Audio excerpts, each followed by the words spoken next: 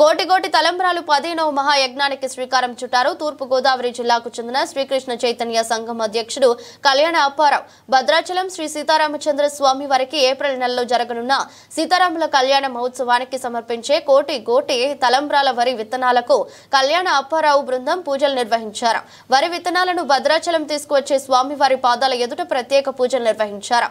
రామనామ స్మరణలతో వరి విత్తనాలను ఊరేగింపుగా తీసుకువచ్చి ఆలయంలో పూజలు నిర్వహించారు. ఈ ఏడాది స్వామివారి కళ్యాణానికి 800 కేజీల కోటి కోటి తలంబ్రాలు సమర్పించనున్నట్లు కళ్యాణ అప్పారావు తెలియజేశారు.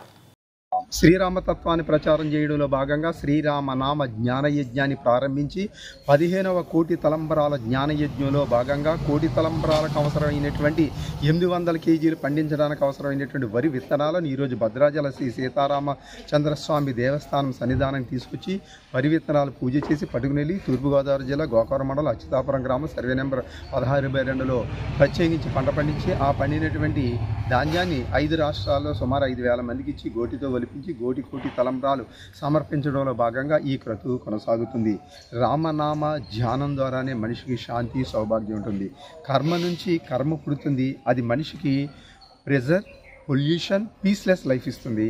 శ్రీరామనామ ధ్యానం ద్వారా పుట్టినటువంటి కర్మలు డివైనిటీ, పీస్ఫుల్, సచ్చిదానందం, లోక కళ్యాణకరం. కాబట్టి అందరూ కూడా శ్రీరామనామ ధ్యాన యజ్ఞం ద్వారా కర్మలు స్వీకరించి లోక కళ్యాణ కారకులు కావాలని శ్రీరామనామ విత్తనాన్ని మనసులో నాటుకొని జ్ఞానం అనే పంట పండించుకోవాలనే సద్భావంతో ఈ క్రతువుని ప్రారంభించి ఈరోజు రామయ్య పాదాల దగ్గర వరి విత్తనాలు పూజ చేసి పట్టుకుని వెళ్ళి మా పొలంలో పంట పండించి కోటి తలంబ్రాలు సమర్పించబోతున్నాం. జై శ్రీరామ్.